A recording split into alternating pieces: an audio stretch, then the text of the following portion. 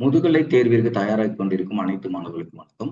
நம்மளுடைய யூடியூப்ல ஏற்கனவே எஜுகேஷன் சைக்காலஜி தொடர்புடைய பல்வேறு தகவல்களை பல்வேறு யூனிட்ல பதிவு செய்திருக்கோம். ஸோ இன்றைய அமர்வுல நம்ம ஹெரிடிட்ரி அண்ட் என்விரான்மெண்ட் அப்படின்ற மிக முக்கியமான ஒரு பகுதி. இது நம்மளுக்கு கொடுக்கப்பட்டிருக்க சிலபஸ் படி பார்த்தோம் அப்படின்னா 4வது யூனிட்ல எஜுகேஷன் சைக்காலஜில இது வரும். இந்த சப்ஜெக்ட் பொறுத்தளவு அடிக்கடி கேட்கப்படக்கூடிய வினாக்கள் அப்படின்னு பார்த்தோம் அப்படின்னா இந்த மரபும் சூழல் அப்படின்றதுல இருந்து கொஸ்டின்ஸ் ஃப்ரீக்வெண்டா கேட்குறாங்க.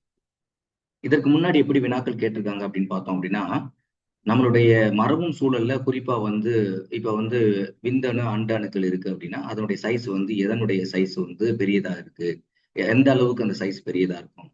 அதே மாதிரி குறிப்பா ஐடென்டிக்கல் ட்வின்ஸ் அப்படின்னு சொல்லுவாங்க. அதே மாதிரி ஃப்ரண்டல் ட்வின்ஸ்னு சொல்லுவாங்க. ஸோ இந்த மாதிரி ஒரு கரு இரட்டையர், இருகரு இரட்டையர் என்று சொல்லக்கூடிய அந்த பகுதியில இருந்து அடிக்கடி வினாக்கள் கேட்கிறாங்க.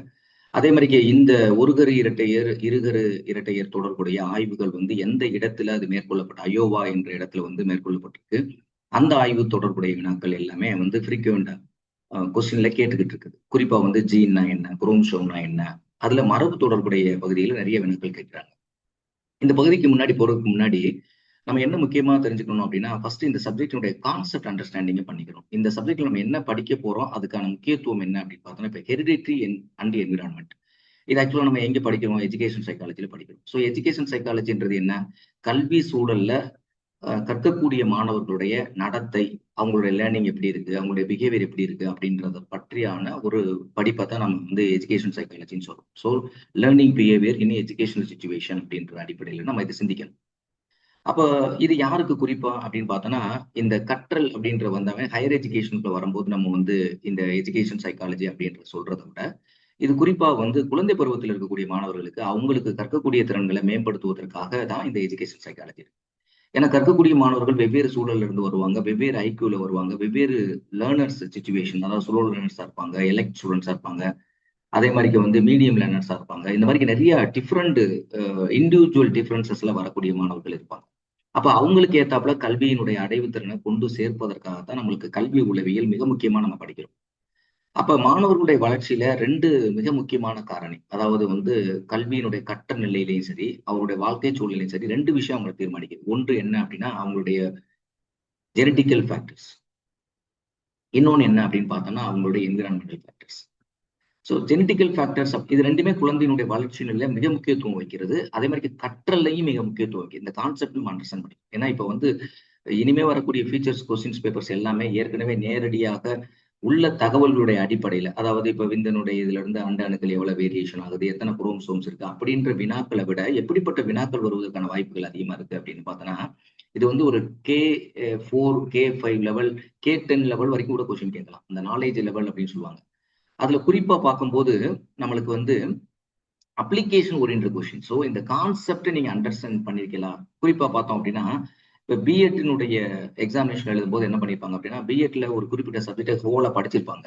ஆனா அவங்க கொஸ்டின் என்ன கேட்பாங்க அப்படின்னா, ஏதாவது ஒரு கான்செப்டை கொடுத்து இந்த கான்செப்ட்டுக்கு நீங்க எப்படி இதை அப்ளை பண்ணலாம் அப்படின்னு கொஸ்டின் கேட்பாங்க. அப்ப ஹோல் கான்செப்ட் நீங்க அண்டர்ஸ்டாண்ட் பண்ணியிருந்தா தான் அங்க போய் நீங்க அப்ளை பண்ண முடியும். அப்ப இந்த ஹெரிடிட்ரி என்விரான்மெண்ட் சொல்லக்கூடிய இந்த 2 விஷயமும் அவங்களுக்கு கற்றலுக்கு எப்படி பயன்படுது அப்படின்றத தான் நம்ம இந்த வீடியோல பார்க்க போறோம். குறிப்பா ஹெரிடிட்ரி அப்படின்றத பத்தி பார்க்கிறோம்.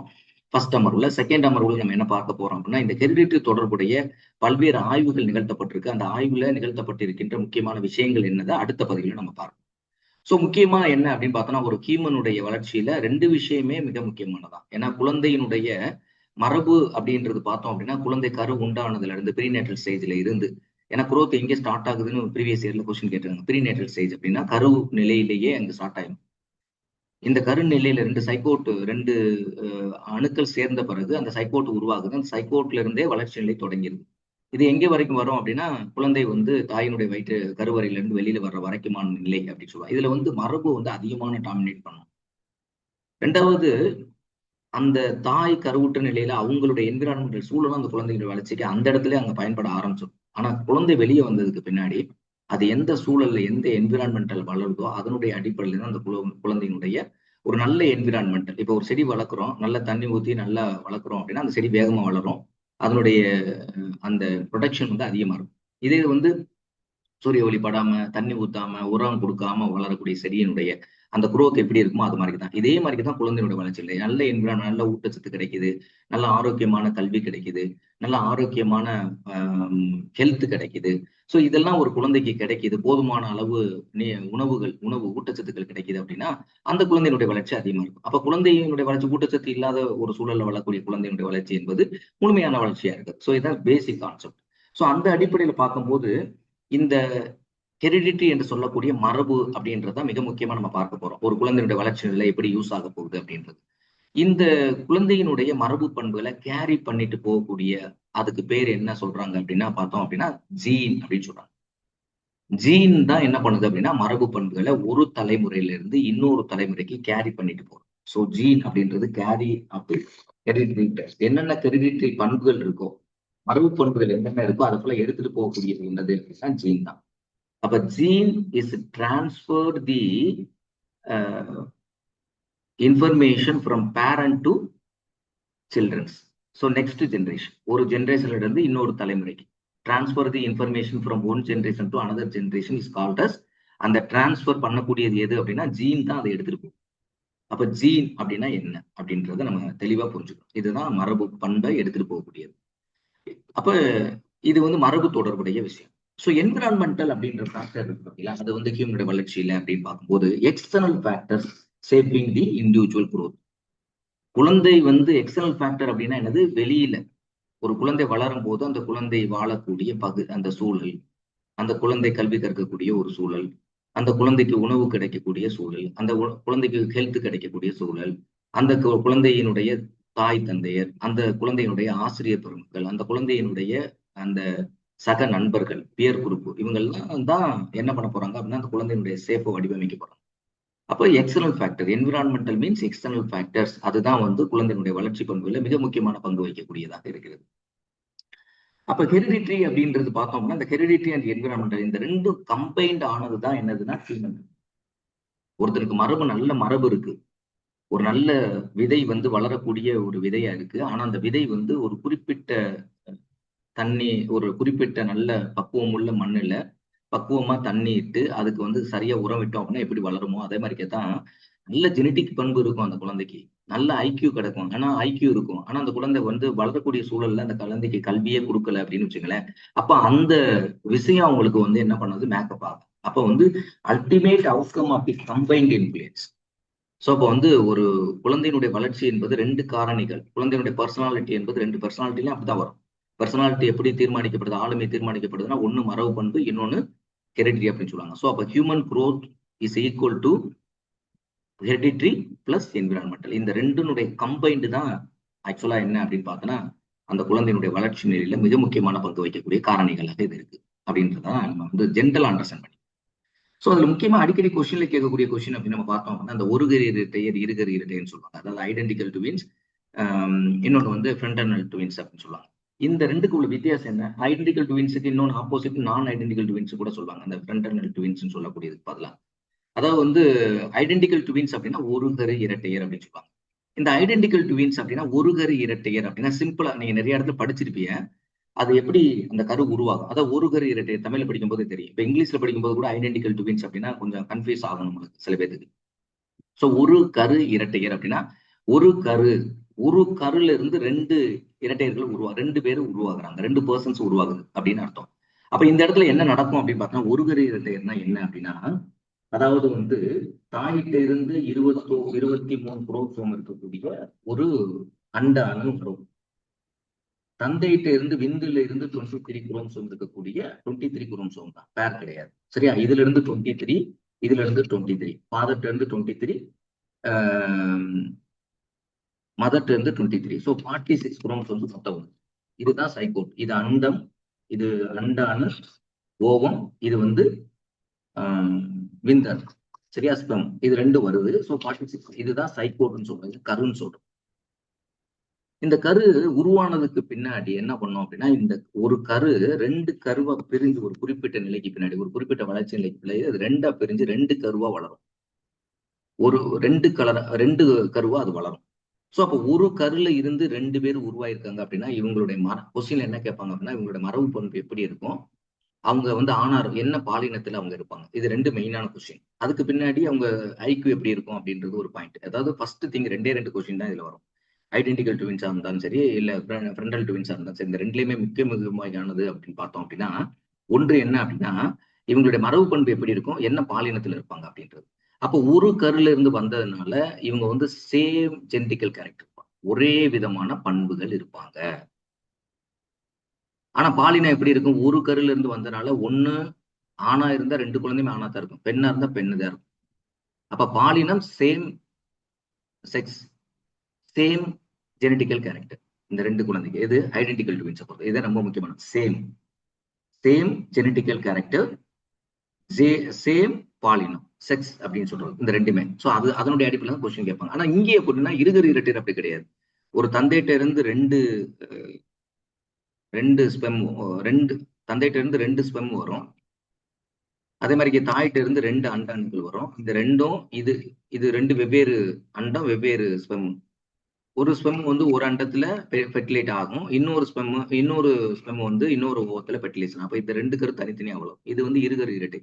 இது வந்து ஒரே பாலினமா இருக்கணும் தேவையில்லை, ஒரே மரபு பண்பு இருக்கணும் தேவையில்லை. ஏன்னா அது வெவ்வேறு அண்ட அணுக்கள்ல இருந்து, வெவ்வேறு விந்தணுக்கள்ல இருந்து அது உருவாயிருக்கக்கூடிய ஒரு கரு.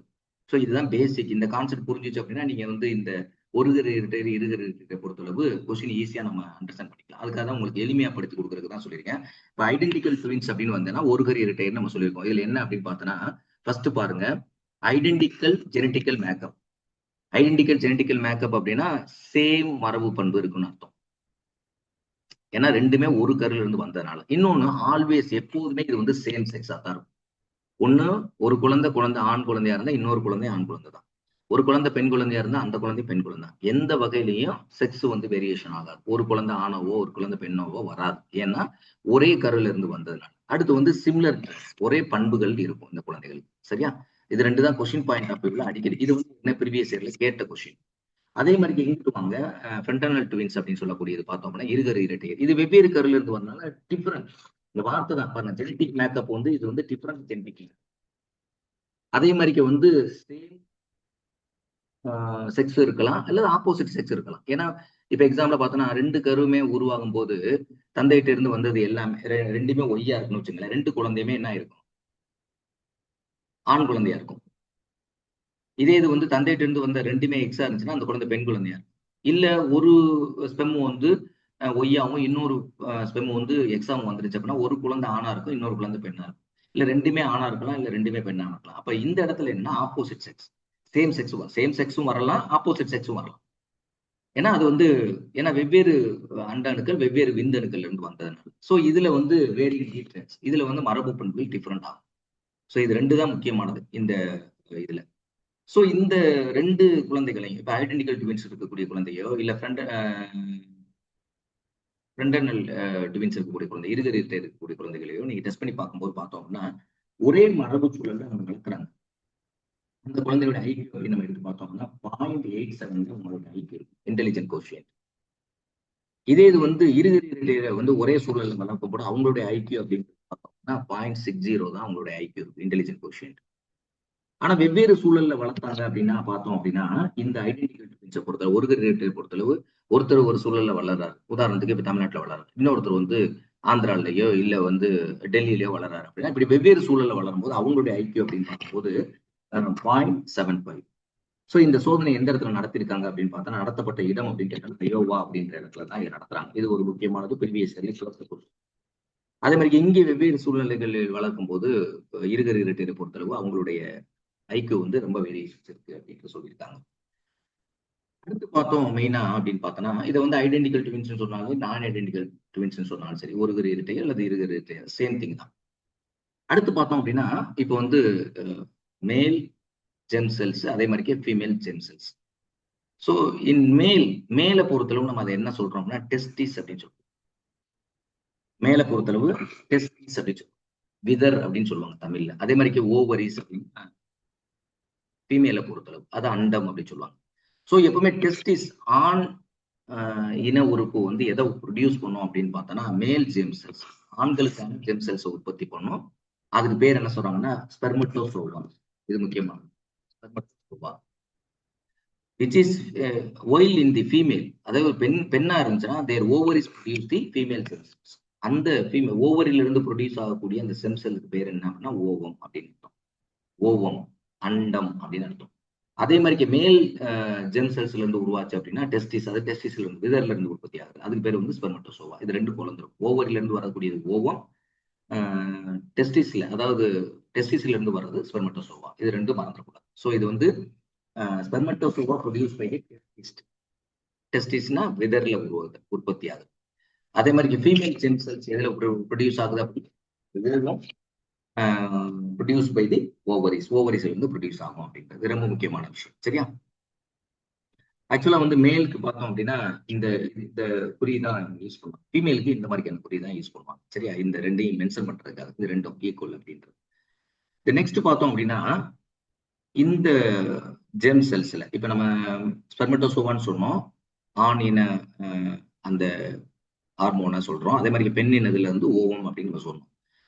இது அடிப்படையில நம்ம பார்க்கும்போது இதுல ஆக்சுவலா என்ன அப்படி ஒரு ஒரு ஹியூமன் பீயிங்ல இருக்கும் அப்படின்னு பார்த்தோம்னா, மொத்தம் வந்து மனிதர்களுக்கு எத்தனை குரோமோசோம் இருக்கும் அப்படின்னா தனிப்பட்ட முறையில பார்த்தோம் அப்படின்னா 23 பேர்ஸ்.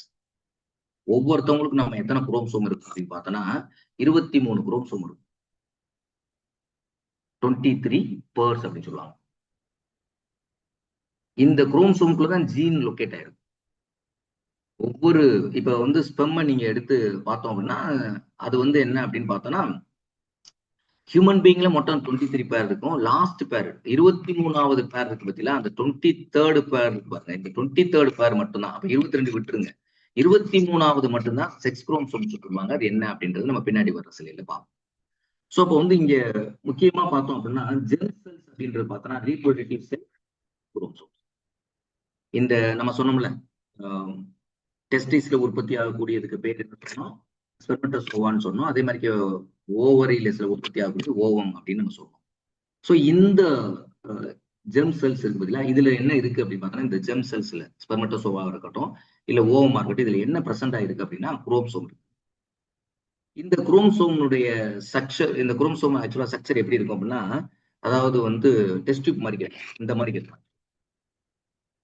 சில புத்தகத்துல இது குச்சி வடிவம் அப்படின்னு சொல்லிப்பாங்க. அதில் ஸ்டிக் அப்படின்னு சொல்லுவாங்க ஆங்கிலத்தில் அப்படின்னு சொல்லுவாங்க. ஆக்சுவலா இது இந்த மாதிரி தான் இருக்கும். இதுக்குள்ளதான் டிஎன்ஏ பிரசன்ட் ஆகும். இந்த இதுக்குள்ளதான் டிஎன்ஏ பிரசன்ட் ஆயிருக்கு. டபுள் ஹெலிக்ஸ் ஸ்ட்ரக்சர்ல இருக்கும் ஆக்சுவலா.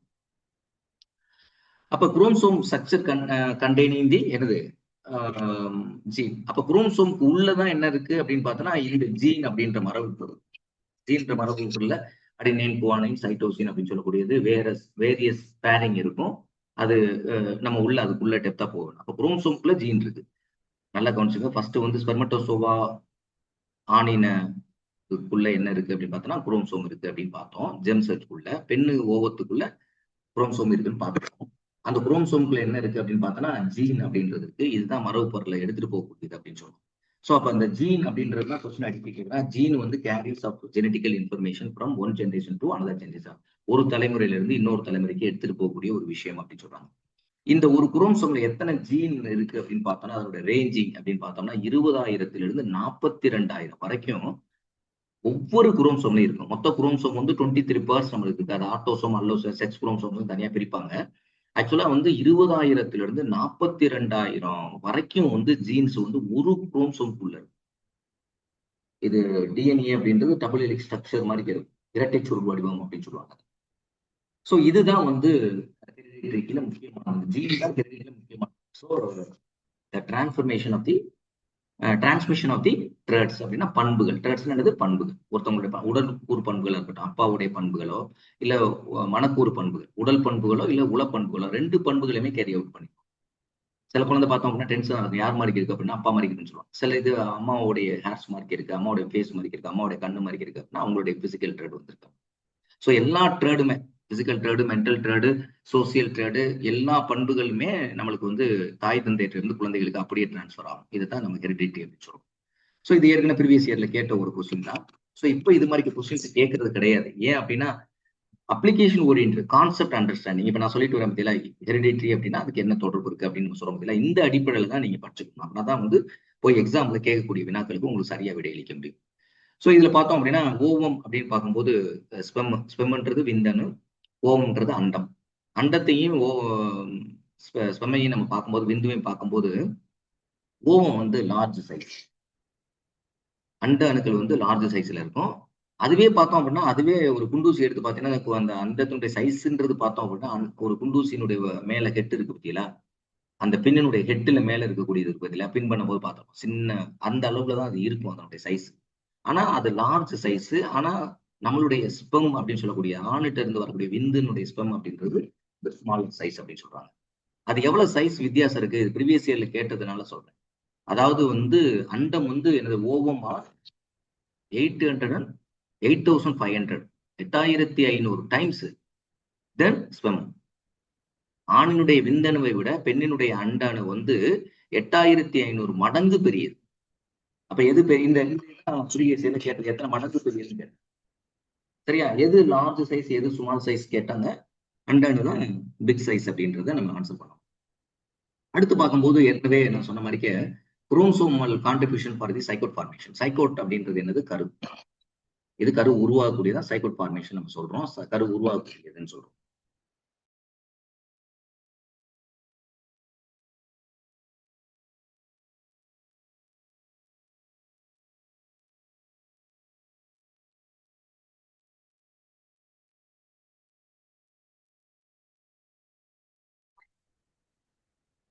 இந்த சைகோட்ல பார்த்தோம் அப்படின்னா ஃபர்ஸ்ட் வந்து மதர் குரோமோசோம்ஸ் அப்படின்னு சொல்றோம். ஒரு ஹியூமன் பீயிங்க்கு எத்தனை குரோமோசோம் இருக்கும் அப்படின்னு நம்ம சொல்லியிருக்கோம் அப்படின்னா 23 குரோமோசோம்ஸ் மொத்தம் பேர் இருக்கும். 23 பேர்ஸ் அப்படின்னா எண்ணிக்கையில பார்க்கும்போது 46 குரோமோசோம்ஸ் இருக்கும். உங்களுக்கு கொஸ்டின்ல வந்து பேர் கேட்கறாங்களா இல்ல எண்ணிக்கை கேட்கறாங்களான்ற தெளிவா பார்த்து. ஃபாதருடைய கான்ட்ரிபியூஷன் எவ்வளவு இருக்கும் அப்படின்னா 23 chromosomes contributed by the father. அவர்கிட்ட இருக்கக்கூடிய 46 குரோமோசோம்ல 23 குரோமோசோமா அவர் கொடுப்பார். அதே மாதிரி பெண் என்ன பண்ணும்? தன்கிட்ட இருக்கக்கூடிய 46 குரோமோசோம்ல 23 குரோமோசோம் கொடுக்கும். அப்ப 23 இங்க வருது. இங்க இருந்து ஃபாதர்ட்ட இருந்து வருது. அதே மாதிரி மதர்ஸ் வந்து 23 வருது. அப்ப மொத்தம் எத்தனை குரோமோசோம் அப்படின்னு பார்த்தீங்கன்னா 46 குரோமோசோம். அப்படின்னா என்னது? 23 பேர்ஸ் அப்படின்னு 23 ஜோடி குரோமோசோம்ஸ் வந்து நம்மளுக்கு வருது. ஒரு சைகோட் ஃபார்மேஷனுக்கு வருது. In zygote 23 pairs pair from chromosomes. So 23 pairsல 23 contributed by the father and 23 contributed by the mother. So இதுதான் வந்து மீட்டோசிஸ் அப்படின்ற ப்ராசஸ் மூலமா தான் இது டேக்ஸ் பிளேஸ் சைக்கோட்டு உருவாகுது. ஸோ சைக்கோட்டு உருவானதுக்கு பின்னாடி இப்ப அடுத்து இம்பார்ட்டன்ட் ஒரு விஷயம் என்ன அப்படின்னா, இது ஒவ்வொன்றும் என்ன பண்ணோம் அப்படின்னு பார்த்தோம் அப்படின்னா, முக்கியமா வந்து செக்ஸ் குரோமோசோம் அப்படின்னு சொல்லுவாங்க. அதாவது 23 பேர்ல 23வது பேர், அதாவது 23வது ஜோடி குரோமோசோம் இருக்கு பார்த்தீங்களா, அந்த குரோமோசோம் எப்படி குரோமோசோமா இருக்கும் அப்படின்னா, அது பாலினம் சார்ந்த செக்ஸ் குரோமோசோமா இருக்கும். பாலின குரோமோசோமா இருக்கும். இப்ப ஆண்கள் அப்படின்னு நம்ம எடுத்து பார்த்தோம், அவங்களுக்கு என்ன இருக்கும் அப்படின்னா, மேல் அப்படின்றது அவங்களுக்கு என்ன குரோமோசோம் இருக்கும் அப்படின்னா 23வது பேர். மொத்தம் ஒவ்வொருத்தவங்களுக்கும் 23 பேர் இருக்குன்னு சொன்னேன். அதுல 23வது பேர் அவங்களுக்கு எப்படி இருக்கும் அப்படின்னா XY அப்படின்ற குரோமோசோம் பேர் தான் அதுல இருக்கும். பாருங்க, நல்லா கவனிங்க. XYன்னு கேட்டா அதுக்கு பேர் வந்து மேல். அதே மாதிரி ஃபீமேல் நீங்க பார்க்கும்போது பார்த்தோம் அப்படின்னா அவங்களுக்கு இருக்கக்கூடிய குரோமோசோம் வந்து XX. ஆக்சுவலா எக்ஸ் குரோமோசோம் அப்படின்றது ஃபீமேலை இண்டிகேட் பண்ணும். XYன்றது மேலே இண்டிகேட் பண்ணும். அப்ப ஒரு குழந்தை வந்து ஆணா பெண்ணா அப்படின்றத டிசைட் பண்றது யார் அப்படின்னு பார்த்தோம்னா ஆண் தான், பெண் கிடையாது. ஏன்னா பெண்ணிட்ட இருக்கக்கூடிய 2 குரோமோசோமே எக்ஸ் குரோமோசோம் தான். ஆண்கிட்ட இருந்து வரக்கூடிய குரோமோசோம் எக்ஸா இருந்துச்சுன்னா அந்த அந்த கருவில வந்து பெண் குழந்தை உருவாகும். ஆண்கிட்ட வரக்கூடிய குரோமோசோம் ஒய் குரோமோசோமா இருந்தா அந்த குழந்தை ஆண் குழந்தையா வரும். அப்ப ஆண் பெண் அப்படின்ற அந்த பாலினத்தை தீர்மானிக்கக்கூடிய அந்த செல் யார்கிட்ட இருக்கு அப்படின்னு பார்த்தோன்னா அது வந்து மேல்கிட்ட தான் இருக்கு. இப்ப எக்ஸாம்பிள் பார்த்தோன்னா இங்க இருந்து இவர்கிட்ட வந்து இவர் மேலே இவருடைய எக்ஸ் கொடுக்குறாரு, இங்க ஒரு எக்ஸ் வருது, இங்க ஒரு எக்ஸ் வருது, இங்க ஒரு எக்ஸ் வருது அப்படின்னா எக்ஸ் என்ன குழந்தை ஃபீமேல். இவர் ஒய் கான்ட்ரிபியூட் பண்றாரு. இவங்க பெண் வந்து எப்பவுமே எக்ஸ் தான் கொடுக்க முடியும், எக்ஸ். இவர் ஒய் கொடுக்குறாரு. அப்ப இந்த குழந்தை என்னது? எக்ஸ் ஒய் அப்படின்னு. அப்ப என் குழந்தை என்ன பாலினம் அப்படின்றத டிசைட் பண்ணக்கூடியது யார் அப்படின்னு பார்த்தோம் அப்படின்னா நம்மளுக்கு வந்து ஆண் அப்படின்றவங்க தான் டிசைட் பண்றாங்க ஆக்சுவலா. ஸோ இந்த அடிப்படையில் நம்ம பார்க்கும்போது மிக முக்கியமா வந்து ப்ரீவியஸ் இயர்ல கேட்ட 3 கொஸ்டின் பாயிண்ட் ஆஃப் வியூலையும் சரி. ஸோ ஜெனட்டிக் பண்பு அப்படின்றது எப்படி வந்து நம்மளுக்கு வந்து ஒரு குழந்தையினுடைய வளர்ச்சி நிலையில ஹியூமனுடைய குரோத்ல எப்படி இது இன்வால்மெண்ட்ல இருக்கு அப்படின்றத பொறுத்தளவு ப்ரீவியஸ் இயர் கொஸ்டின் பேஸ் பண்ணி நம்ம பார்த்தோம். குறிப்பா அந்த பகுதியில் நீங்க தெரிஞ்சுக்கிற வேண்டிய விஷயம் என்ன அப்படின்னா, எது மரபுபன்மை எடுத்துட்டு போகுது ஜீன் அப்படின்றது நம்மளுக்கு குறிப்பா தெரியணும். அதே மாதிரிக்கு வந்து என்னென்ன பாலினத்துக்கு என்ன குரோமோசோம் இருக்குது அப்படின்றது நமக்கு தெரிஞ்சிருக்கணும். எத்தனை குரோமோசோம் எண்ணிக்கையில இருக்கு அப்படின்றது தெரிஞ்சிருக்கணும். அதுக்கு பின்னாடி வந்து ஒருகரு இரட்டையர், இருகரு இரட்டையர் பத்தி நம்ம ரொம்ப தெளிவா தெரிஞ்சுக்கணும். ஸோ இந்த அடிப்படையில தான் இந்த மரபு அப்படின்ற அடிப்படையில் நம்ம கொஸ்டின் கேட்பாங்க. ஸோ ஹோல் கான்செப்டையுமே உங்களுக்கு சொல்லியாச்சு. ஸோ இதுக்கடுத்து இந்த மரபு தொடர்புடைய சில ஆய்வுகள் பண்ணுவாங்க. மரபு தான் முக்கியத்துவம் வைக்கிறது அப்படின்ற அடிப்படையில பண்ணுவாங்க. ஆக்சுவலா வந்து மரபியலுடைய தந்தை என்று அழைக்கப்படுபவர் வந்து கிரீகர் ஜோகன் மென்டல்னு சொல்லுவாங்க. அவர் வந்து ஓரிலை தாவரம் என்று சொல்லக்கூடிய பட்டாணி செடியில முதல் ஆய்வு அவர் பண்ணுவார். ஸோ மென்டல் அதே மாதிரி வந்து என்விரான்மெண்டல் முக்கியத்துவம் அப்படின்றத முக்கியமான ஒரு வந்து சூழ்நிலைவாதி அப்படின்னு சொல்லுவாங்க. அவர் வாட்சன் அப்படின்ற ஒருவர். ஸோ இது தொடர்புடைய தகவல்களை நம்ம அடுத்த பதிவுல பார்ப்போம். ஸோ இது தொடர்புடைய ஏதாவது உங்களுக்கு டவுட் இருந்துச்சு அப்படின்னா நீங்க உங்களுடைய அந்த யூடியூப்ல நீங்க உங்களுக்கு பதிவு பண்ணுங்க. ஸோ அதே மாதிரி வந்து உங்களுக்கு இது ஆன்லைன் கிளாஸ் ஆப்லயும் உங்களுக்கு இந்த கிளாஸஸ் வந்து நீங்க வீட்ல இருந்து கவனிக்க முடியும். ஒவ்வொரு யூனிட்டையுமே தனித்தனியா ஒவ்வொரு டாபிக் வைஸான வீடியோஸ் இருக்கும். அதே மாதிரி டாபிக் வைஸ் டெஸ்ட் பேப்பர்ஸ் இருக்கும். ஸோ அந்த இதுல நீங்க ஜாயின் பண்ண விருப்பம் இருந்துச்சு அப்படின்னா கீழே கொடுக்கப்பட்டிருக்க எண்ணில் நீங்க தொடர்பு கொள்ளலாம். 8903596390 இந்த எண்ணுக்கு வந்து வாட்ஸ்அப் அனுப்புங்க. இன்னொரு எண் இருக்கு 9659662412 இந்த எண்ணுக்கு வந்து நீங்க வந்து கால் பண்ணலாம் அல்லது மெசேஜ் கொடுக்கலாம் வாட்ஸ்அப்ல. ஸோ இந்த 2 எண்ணையுமே பயன்படுத்தி நீங்க வந்து வகுப்பு சைக்காலஜி வகுப்பு மட்டும் இந்த 8 யூனிட்டுக்கு இருக்கக்கூடிய வகுப்புகள் அது தொடர்புடைய மெட்டீரியலை நீங்க ஆப்ல பார்ப்பதற்கான வாய்ப்புகள் இருக்கிறது. தேவைப்படக்கூடிய மாணவர்கள் வந்து எந்த சப்ஜெக்ட் உள்ளவங்களுக்கு தமிழ் இருக்கட்டும் இல்லை ஆங்கிலமா இருக்கட்டும். ஆனா நடத்துறது வந்து இங்கிலீஷ் நோட்ஸ் இருக்கும் உங்களுக்கு நம்மளுடைய வீடியோ கண்டென்ட்டை பொறுத்தளவு. அதே மாதிரிக்கு வந்து bilingual language both English and தமிழ்ல தான் வந்து உங்களுக்கு ஒவ்வொரு யூனிட்டையுமே புரியுற அளவுக்கு நடத்திப்போம். வீடியோ கண்டென்ட்டை முழுமையா நீங்க கேட்டாவே குறைந்தபட்சம் வந்து 15ல இருந்து 20 மார்க் நீங்க வந்து உங்களுக்கு எஜுகேஷன் சைக்காலஜி எனக்கு தெரியாது அப்படின்னா இந்த வீடியோக்குள்ள திரும்ப திரும்ப 1க்கு 4 முறை 5 முறை நீங்க கேட்க அதுல வரக்கூடிய விஷயங்களை நீங்க நோட்ஸ் எடுத்து வச்சுக்கிட்டாவே அந்த அடிப்படையில் நீங்க பார்த்துட்டு போனாவே தெரியும் போதும். இதுக்கு வந்து அதிகமான கவனம் செலுத்த வேண்டியதில்லை. ஸோ 20 மார்க் வரைக்கும் தாராளமா உங்களுக்கு எடுக்க முடியும். எனவே அது மட்டும் இல்ல உங்களுக்கு ஒருவேளை இந்த டெஸ்ட் பேப்பர்ல நான் படிச்சுட்டு இருக்கேன் ஆனா நாங்க டெஸ்ட் எழுதுறதுக்கு தயாரா இருக்கோம் அப்படின்னா டெஸ்ட் பேப்பர்ஸும் அவைலபிள் இருக்கு. ஸோ டெஸ்ட் பேப்பர்ஸ் அவைலபிள் இருக்கு அப்படின்னா நீங்க இந்த 2 நம்பர் ஃபர்ஸ்ட் நம்பர் வாட்ஸ்அப் பண்ணுங்க. அது உங்களுக்கு இன்ஃபர்மேஷன் கிடைக்கும். செகண்ட் நம்பர் என்ன அப்படின்னு பார்த்தா கால் பண்ணி நீங்க அவங்ககிட்ட சொல்லலாம். ஸோ விரைவிலேயே உங்களுக்கு வந்து டெஸ்ட் பேஜ் வந்து தொடங்க இருக்கிறது. எனவே மாணவர்கள் வந்து டெஸ்ட் பேஜ்லையும் ஜாயின் பண்ணி அதை நீங்க பயன்பெறலாம். இந்த நம்பர் வந்து உங்களுடைய டிஸ்கிரிப்ஷன்ல நான் கொடுத்துருக்கேன். ஸோ அந்த அடிப்படையில் தொடர்பு கொள்ளுங்கள் என்று கூறி உங்களுக்கு மீண்டும் நன்றியை தெரிவித்துக் கொண்டு விடைபெறுகிறேன். நன்றி, வணக்கம்.